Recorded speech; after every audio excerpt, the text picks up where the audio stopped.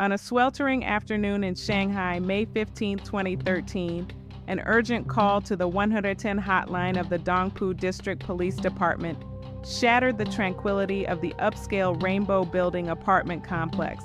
The caller was Chen Minghui, the building manager, his voice trembling as he reported the discovery of a body in apartment 2105. What made this case chilling was not just the sudden death, but the completely locked crime scene, no way out, no signs of forced entry. Who could commit such a perfect crime, and how did they vanish as if they never existed? Welcome to the Blood and Truth channel. Join us as we unravel the pages of this mysterious case where trust becomes a deadly weapon and the truth hides behind a veil of fabricated love.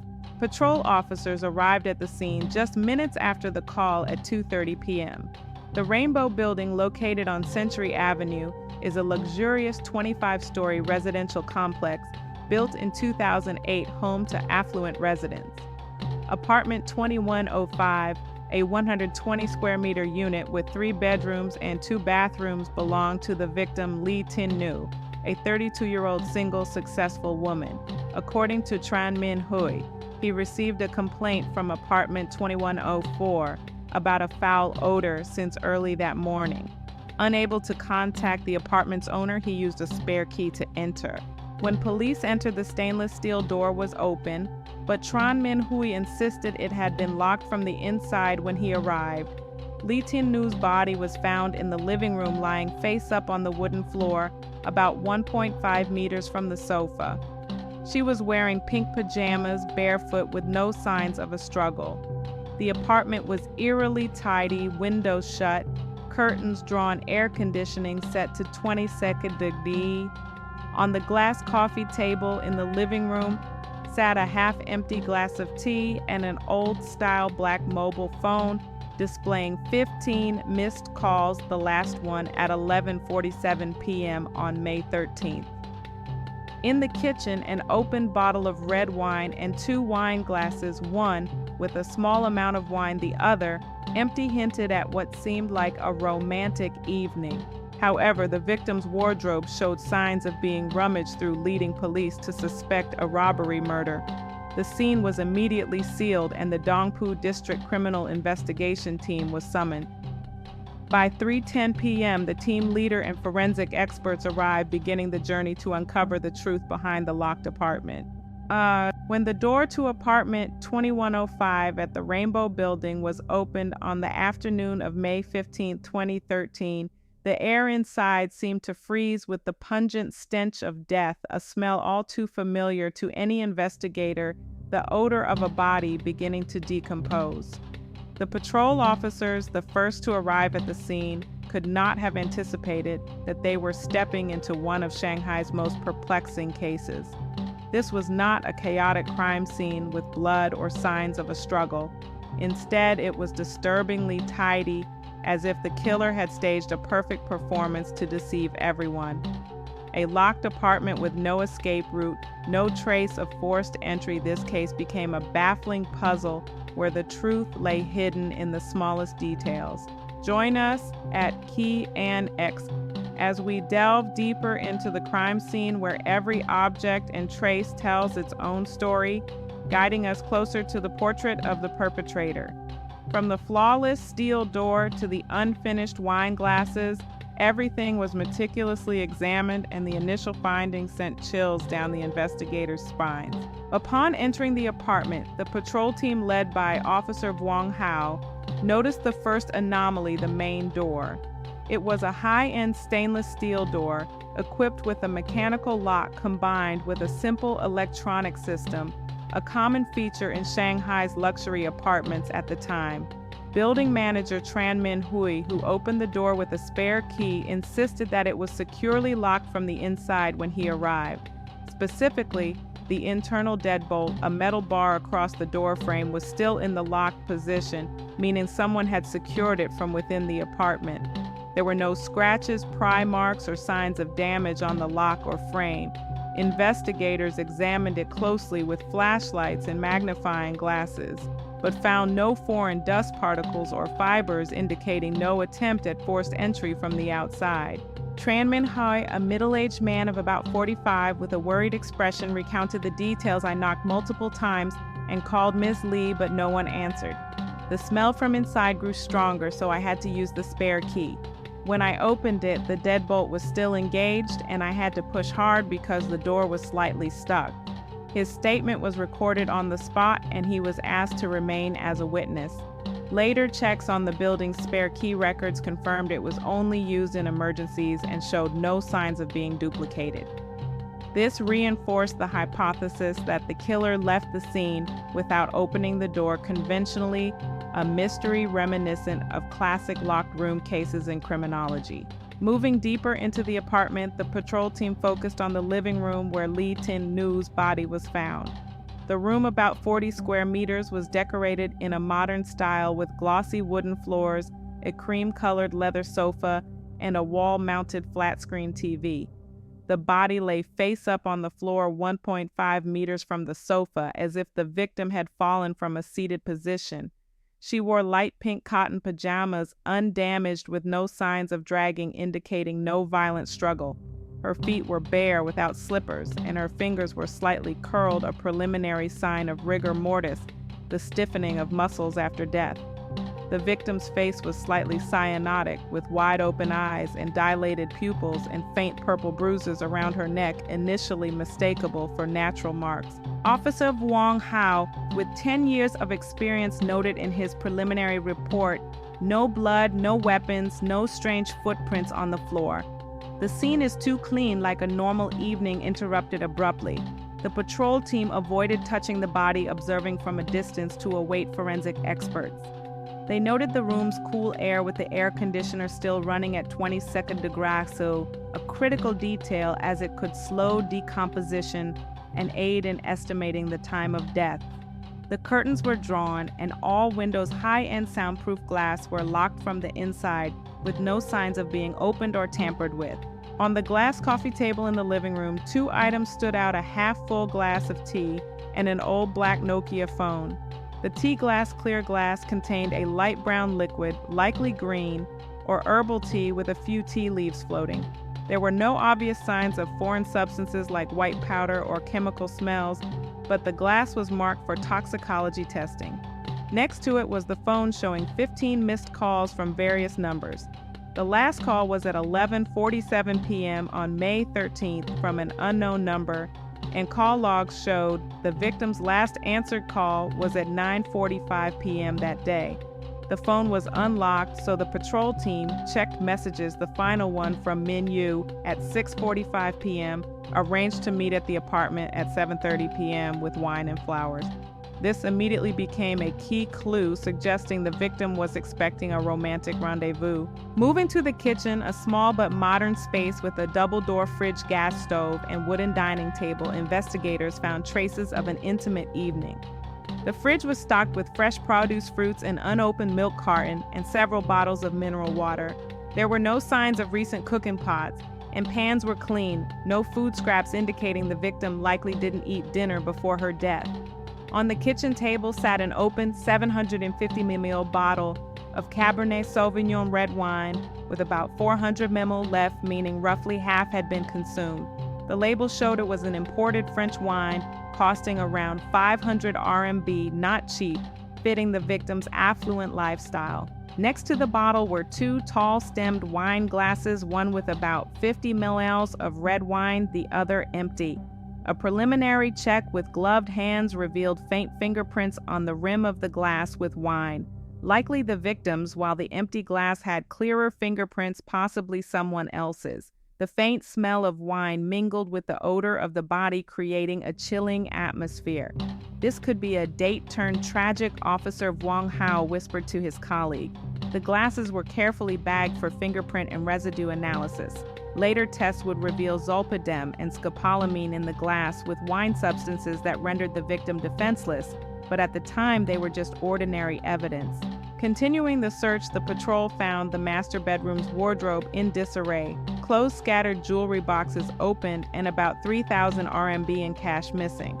However, not everything was taken. A gold bracelet and some valuables remained, suggesting the killer wasn't a professional thief or was staging a robbery. The bedroom was tidy, the bed unused recently, and the bathroom was clean, with dry towels, no signs of someone washing up post-crime. No weapons or unusual items were found except for a short black hair on the living room floor collected for DNA analysis. By 3:10 p.m., the Dongpu District Criminal Investigation Team arrived, led by Commander Liu Bin, a 20-year veteran. They brought specialized equipment, digital cameras, fingerprint kits, and evidence bags. Forensic experts took 127 photos, capturing every angle from the apartment's overview to close-ups of the body fingerprints on the wine glasses and curtain positions. Each photo was numbered and time-stamped to ensure evidence integrity. A crucial element was the building's security camera system. The Rainbow Building had cameras in the main lobby and floor corridors, but not in elevators or outside individual apartments, a common gap in complexes of that era. Lobby footage showed Li Jingru entering at 7:20 p.m. on May 13th with a man about 1.75 meters tall, wearing a black jacket, blue jeans, white sneakers, and a cap obscuring his face. He carried a paper bag with a wine shop logo and acted affectionately, placing a hand on the victim's shoulder, suggesting familiarity.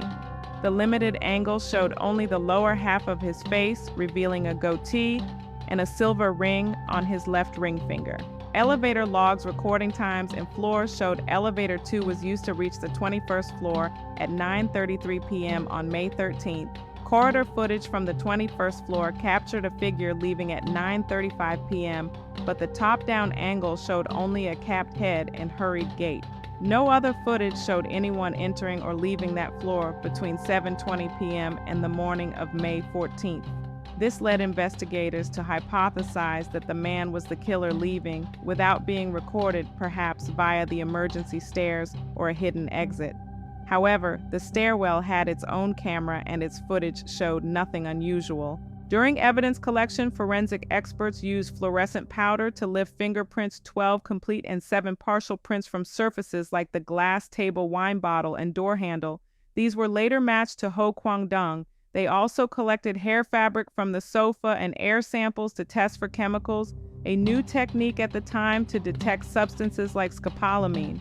The apartment was sealed at 4:45 p.m. with police tape across the door, and Li Jingru's body was transported to the Shanghai Forensic Institute in a specialized vehicle accompanied by a preliminary report. Initial hypotheses emerged during a brief on-site meeting. Was this a robbery, but why so clean?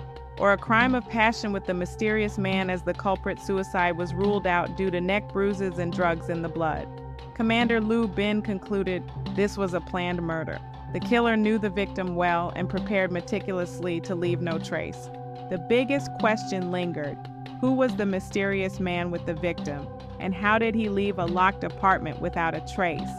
The secrets of the crime scene were only beginning to unravel, and the investigation had a long road ahead.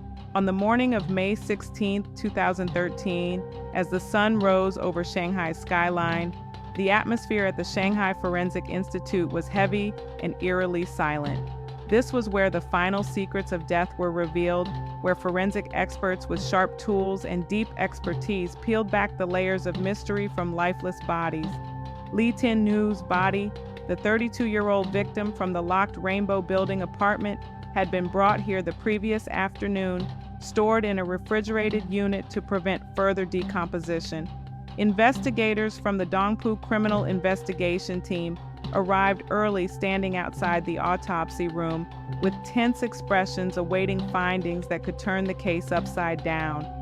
They knew that in cases like this, where the crime scene offered no clear traces, the body was the only silent witness.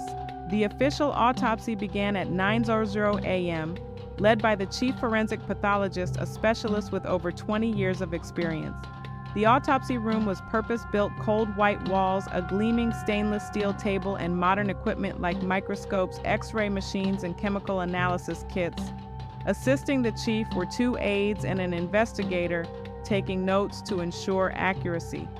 Li Jingru's body was placed on the table, still rigid from rigor mortis, the muscle stiffening that begins 2 to 4 hours after death and lasts up to 48 hours.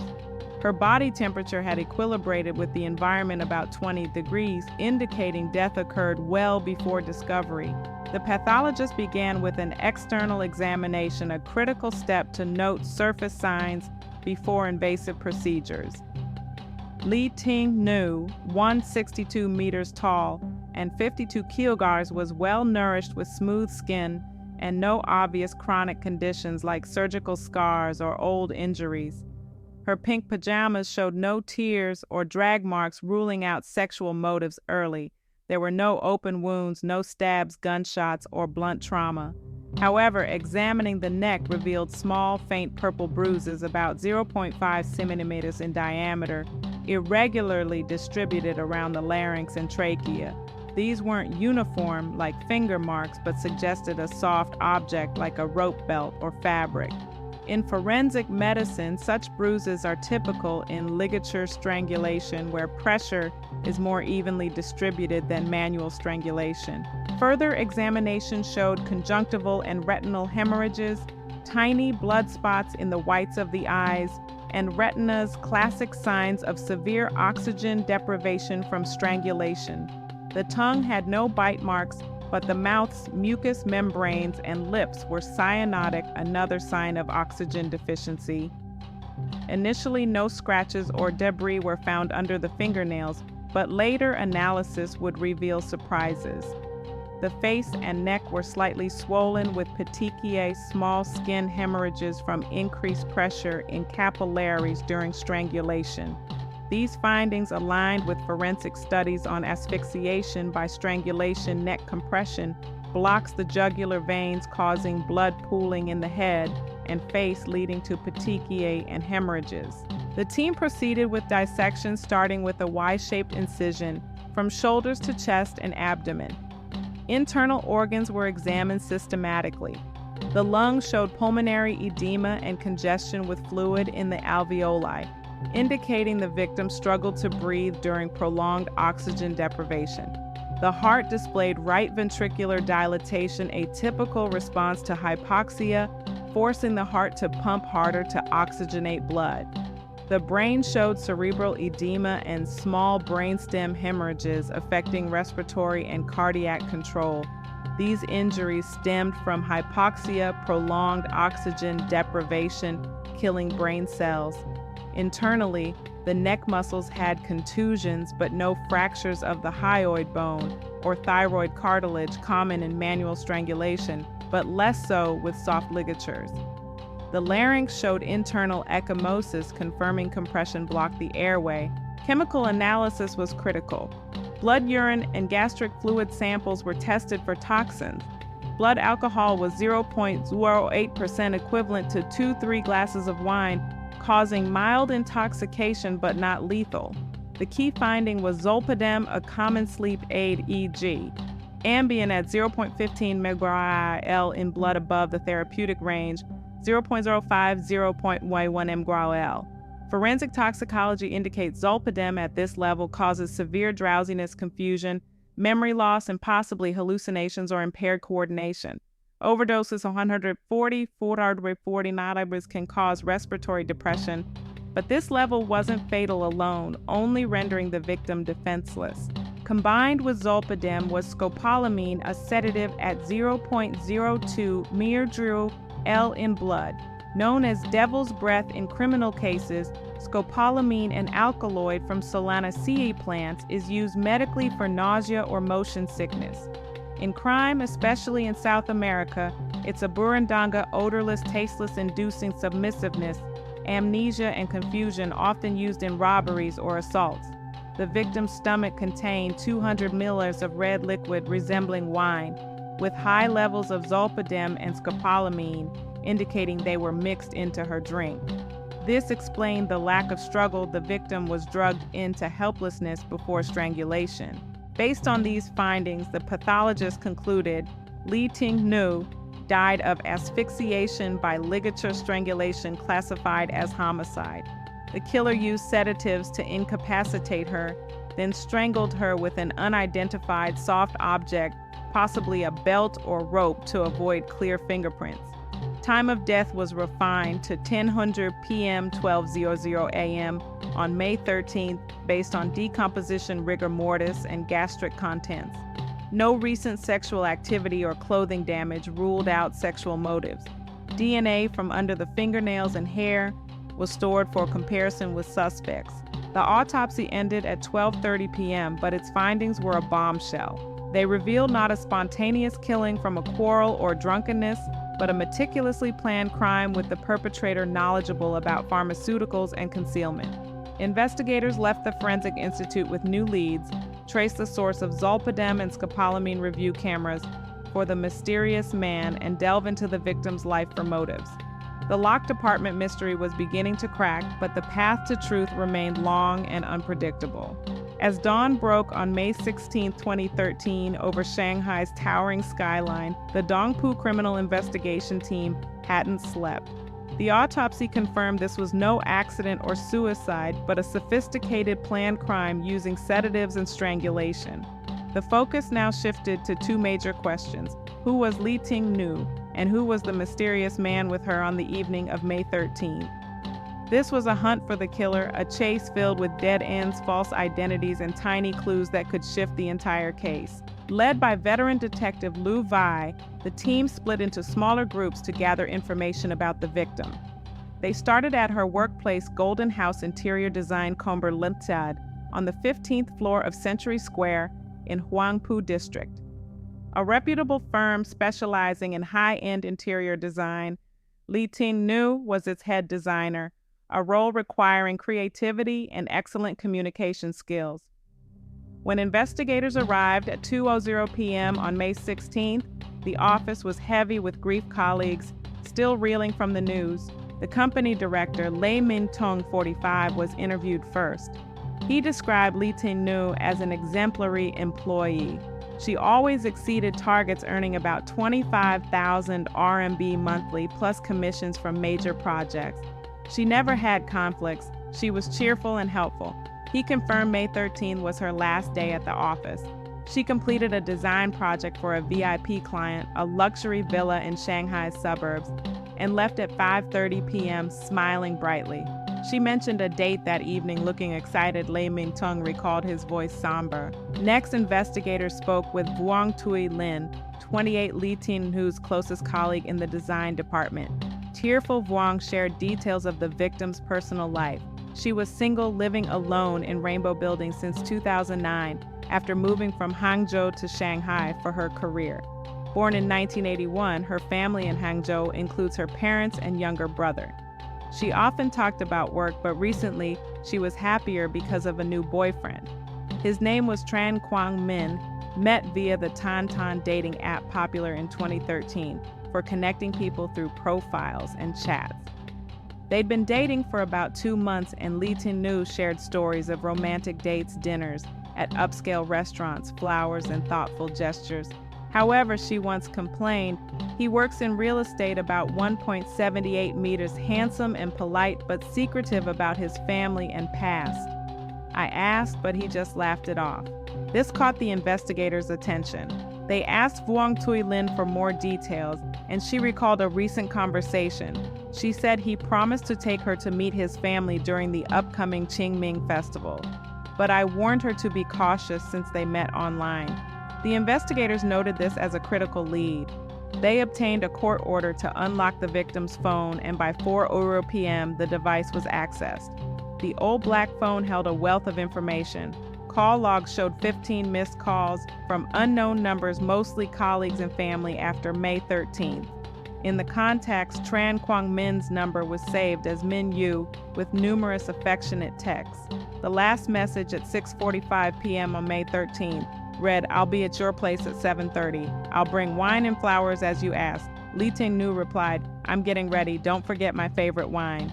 Digging into the Tantan app, the IT team found chat logs starting March 15, 2013. Tran Quang Min was proactive, showing keen interest in the victim's job and finances. What company do you work for? How's your income? Is your apartment nice? These questions, mixed with compliments and promises, now seemed suspicious. His profile listed him as 35 1.78 meters working at Diamond Prosperity Real Estate with hobbies in travel and photography. His profile photo showed a well-dressed man in sunglasses obscuring most of his face, but checks on Shanghai's business registry found no company named Diamond Prosperity in the past 5 years. Tran Quang Min's phone number was inactive since May 14th morning, and the carrier confirmed it was registered with fake ID, a demolished boarding house address from 2010. This pointed to a fabricated identity. Lu V remarked, "This isn't just a guy dating, he's hunting." Concurrently, the tech team analyzed footage from Rainbow Building and nearby cameras. The 7:20 p.m. May 13th footage showed the man with the victim about 1.75 meters, perhaps lying, about his height average build, in a black leather jacket, blue jeans, white sneakers, and a black cap hiding his face. A key detail, a ring on his left ring finger and a goatee. Using advanced facial recognition, experts reconstructed his image from limited angles: a thin face, high nose, small eyes, pointed chin, aged around 30-35. This was entered into the criminal database but initially yielded no matches. A breakthrough came from tracking the suspect's path before entering the building. Street cameras showed him walking from the Century Avenue subway station at 6:45 p.m., carrying a paper bag with the World Wine Shop logo. Investigators visited the store at 6:00 p.m. on May 16th. Employee Tran Tu Hang 25 remembered the customer. He came around 6:30 p.m. on May 13th, bought a Cabernet Sauvignon and a bouquet of roses, paid cash about 300 RMB.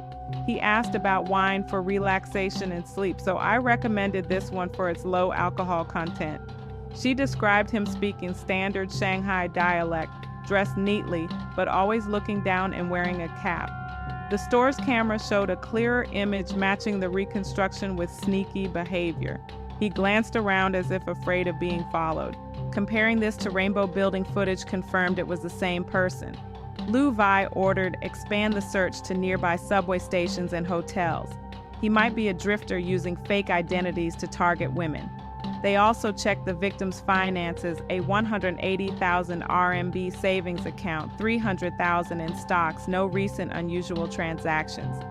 Her family in Hangzhou, father Li Tianmin, mother Truong Hong Lian, and brother Li Tin-an, confirmed she called weekly last on May 12th, excitedly mentioning An Min and plans to introduce him.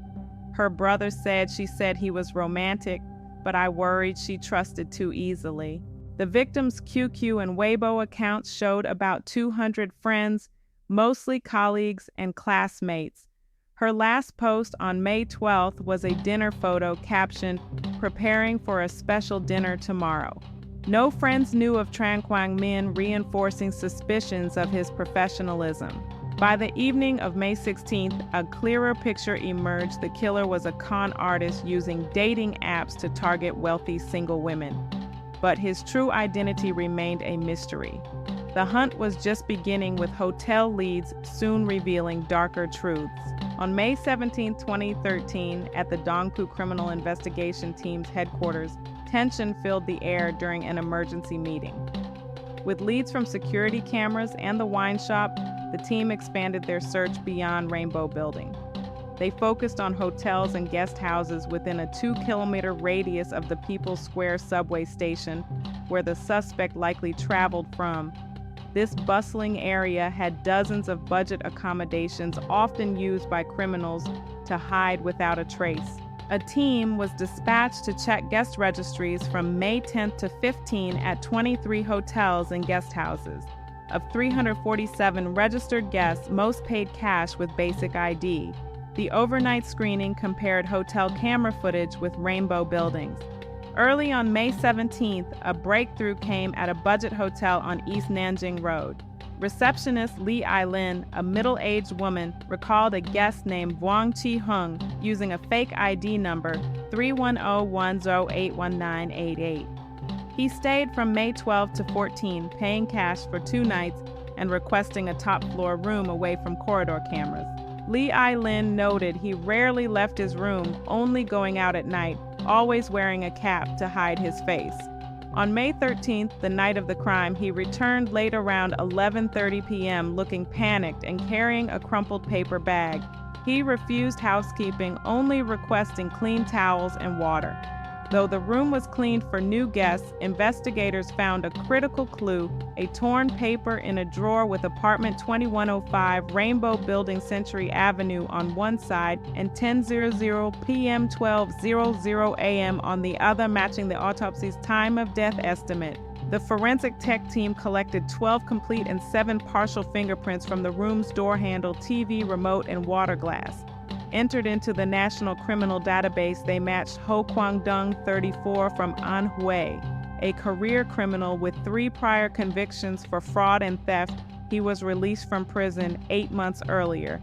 His MO involved using dating platforms to target affluent single women, posing as a successful businessman to scam or steal.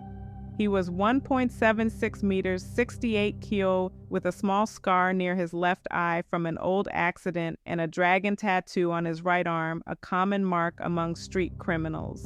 A nationwide arrest warrant was issued at 4:30 p.m. on May 17th. Ho Kwang-dong's details and photo were distributed to police stations, border checkpoints, and airports. Further analysis confirmed his fingerprints on the wine bottle and empty glass.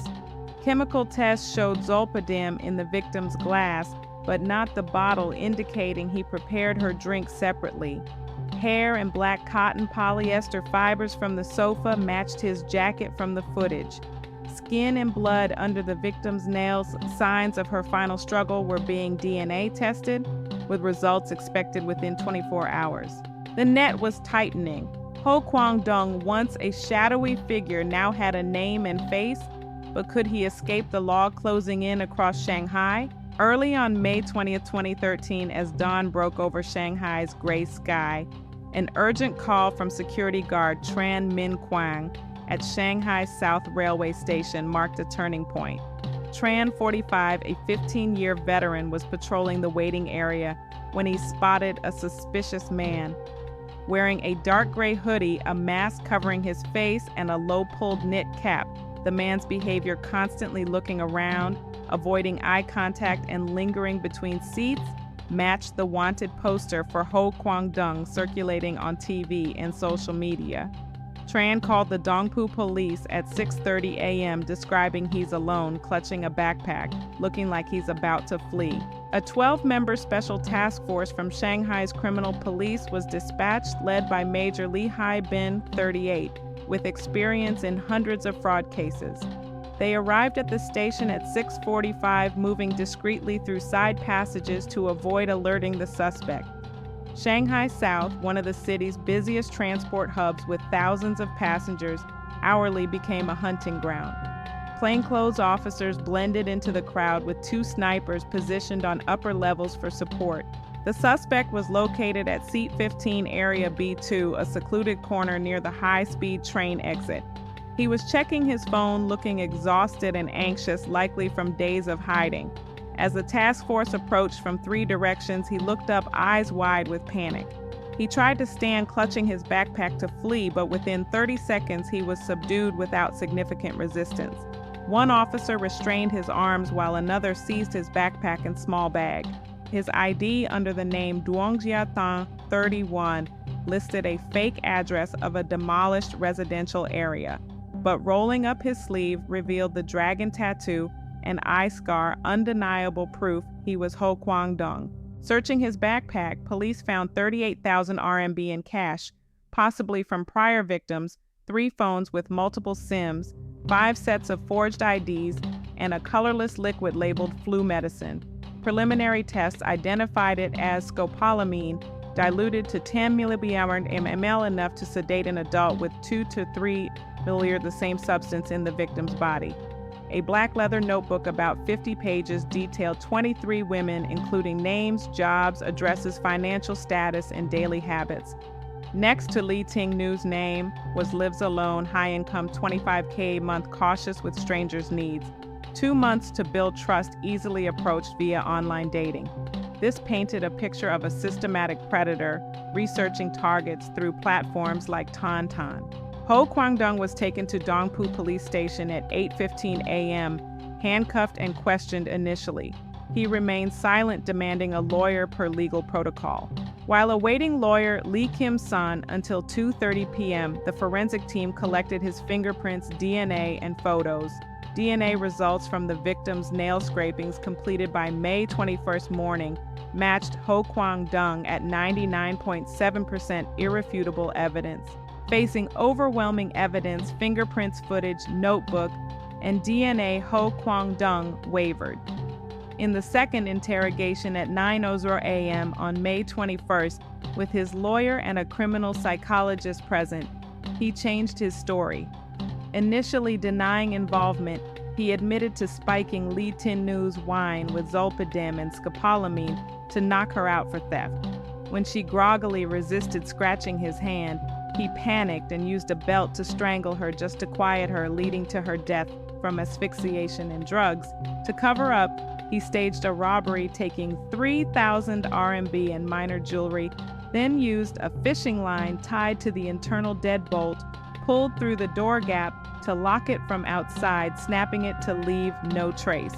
He admitted discarding the belt and remaining scopolamine in a public trash bin far from the scene untraceable. His confession matched all forensic details from time of death to drug levels in the victim's stomach. The hunt ended, but the chilling realization that he had targeted at least 15 women in 6 months haunted investigators. This wasn't just a murder, but the culmination of a systematic crime spree. On October 10, 2013, the Shanghai People's Court held Ho Kwangdong's preliminary trial. With clear evidence, fingerprints, DNA, confession, and notebook, plus his planned actions, the court found him guilty of murder and robbery. His preparation of sedatives, sophisticated door-locking technique, and cover-up showed his dangerousness. At 11:30 a.m., Ho Kwangdong was sentenced to death. The case closed, but the pain of Li Jingru's family and the lesson of trust lingered. The 2013 Shanghai locked apartment case is not just a crime story, but a warning about exploited trust. Ho Kwangdong, under the perfect guise of a romantic man, turned the victim's safe space into a deadly trap.